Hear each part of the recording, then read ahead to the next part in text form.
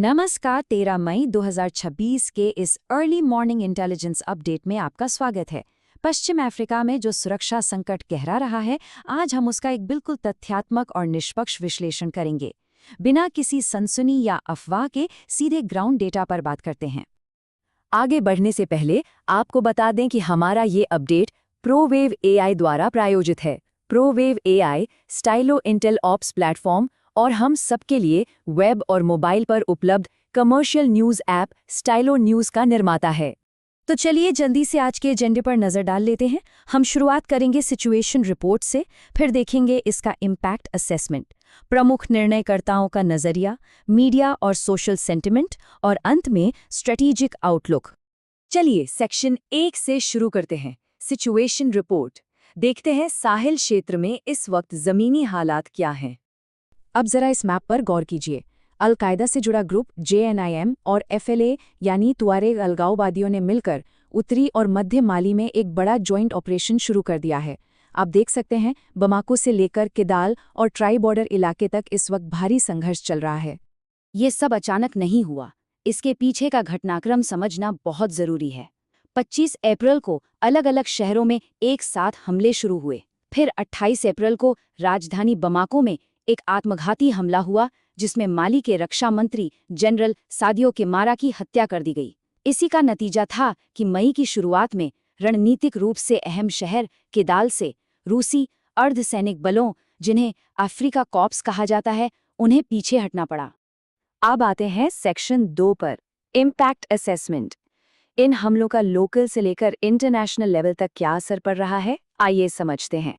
इस पूरे घटनाक्रम का असर हम मुख्य रूप से 3 स्तरों पर देख सकते हैं।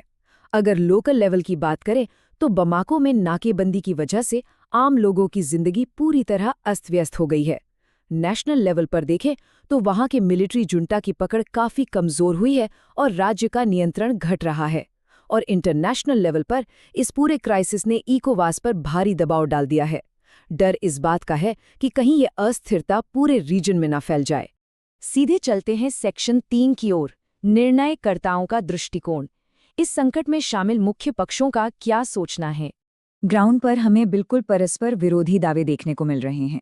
एक तरफ माली का मिलिट्री जुंटा ये दावा कर रहा है कि स्थिति पूरी तरह उनके कंट्रोल में है और उन्हें विदेशी सहयोगियों का समर्थन मिल रहा है, लेकिन दूसरी तरफ तुआरेग अलगाववादी फोर्सेस किदाल पर अपने कब्जे को एक मुक्ति अभियान बता रही हैं और सरकार को मिलने वाले विदेशी सपोर्ट की कड़ी आलोचना कर रही हैं।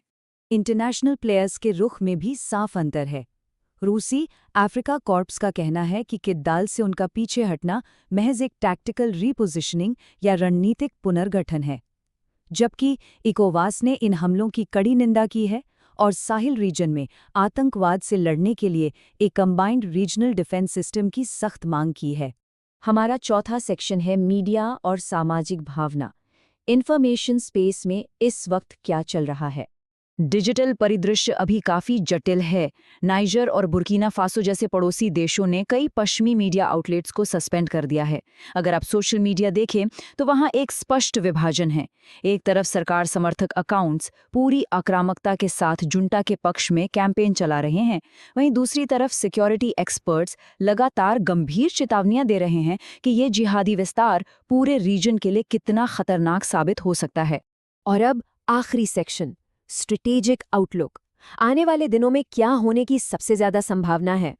इंटेलिजेंस डेटा के आधार पर कुछ अहम चीजें हैं जिन पर हमें नजर रखनी होगी। सबसे पहला, अलायंस ऑफ साहेल स्टेट्स या AES द्वारा विद्रोही ठिकानों पर जॉइंट एयर स्ट्राइक्स तेज होने की उम्मीद है। इसके साथ ही माली की सेना अपने खोए हुए इलाकों पर वापस कब्जा करने के लिए जवाबी कार्रवाई कर सकती है। डिप्लोमेटिक लेवल पर बहुत जल्द इकोवास और अन्य रीजनल बॉडीज की सुरक्षा समन्वय बैठकें भी संभावित हैं। इन सब बातों के बीच हमारी आज की ये रिपोर्ट एक बहुत ही अहम रणनीतिक सवाल के साथ खत्म होती है। विदेशी सैन्य गठबंधनों में जो ये बड़ा बदलाव आ रहा है और उत्तरी इलाकों से जो सरकारी कंट्रोल हट रहा है, इसका व्यापक साहेल रीजन की लॉन्ग टर्म स्टेबिलिटी पर क्या असर पड़ेगा। ये एक ऐसा मुद्दा है जिस पर विश्लेषकों और नीति निर्माताओं को लगातार ध्यान देना होगा। तो आज के इस अर्ली मॉर्निंग इंटेलिजेंस अपडेट में बस इतना ही। इस निष्पक्ष और तथ्यात्मक रिपोर्ट से जुड़ने के लिए आपका धन्यवाद। अगर आप इस विषय और पिछले 2 हफ्तों के पूरे घटनाक्रम को और गहराई से समझना चाहते हैं, तो अपने पसंदीदा चैनल या इस पोस्ट के लिंक के जरिए Stylo news Intel update podcast जरूर सुनें। एआई संचालित ऑन डिमांड न्यूज़ अपडेट्स के लिए www.stylonews.com पर सब्सक्राइब करना ना भूलें।